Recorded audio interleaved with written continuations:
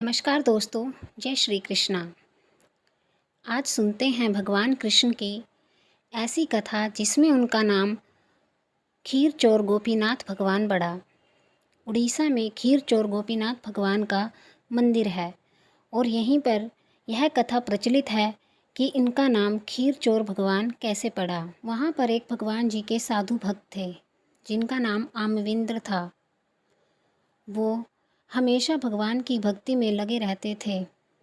साधु थे तो मंदिर में ही जब प्रसाद बंटता तो वहीं पर उनकी भोजन व्यवस्था होती थी।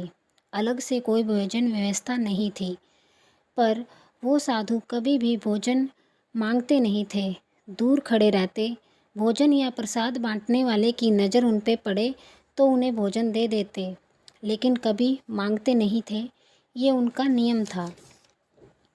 तो एक बार क्या हुआ कि एक दिन ना तो उन्हें सुबह का भोजन मिला, ना दोपहर को भोजन प्राप्त हुआ और ना शाम को ही उनको भोजन मिला। पूरा दिन उनका बिना भोजन के निकल गया। वे वापस अपने रहने वाली कुटीर में जाकर बैठ गए और प्रभु का भजन करने लगे।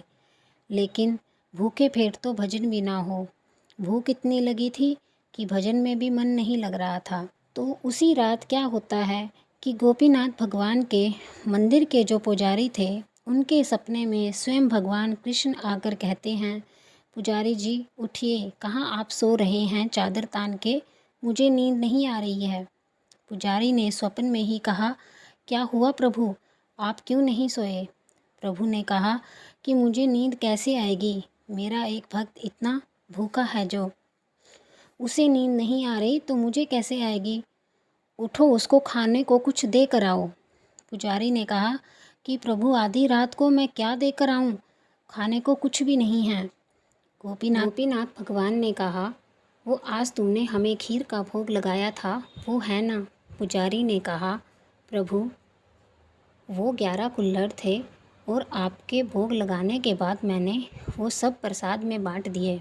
प्रभु ने कहा, 10 बाटे हैं, 11वां तो मैंने चुरा लिया था, मेरी बाएं वाली जेब में वो रखा है, वो लेकर उस भूखे साधु को दे आओ, उसे सुबह से कुछ भी नहीं खाया।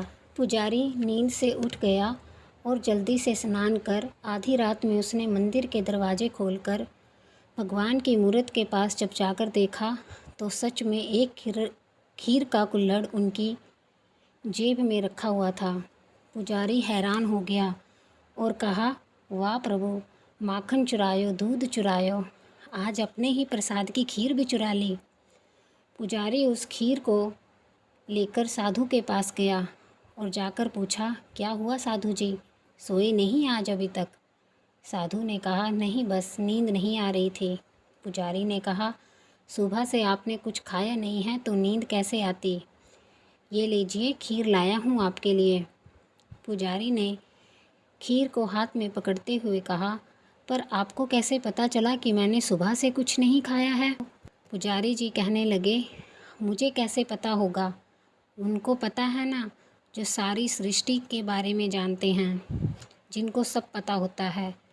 भगवान गोपीनाथ आए थे हमारे सपने में, उन्हीं ने हमें बताया कि हमारा एक भक्त भूखा है, वो तो अभी तक सोए भी नहीं, और उन्होंने तुम्हारे लिए खीर छुपा रखी थी चोरी करके अपनी जेब में, और मुझे स्वप्न में आकर कहा कि साधु को दे आओ।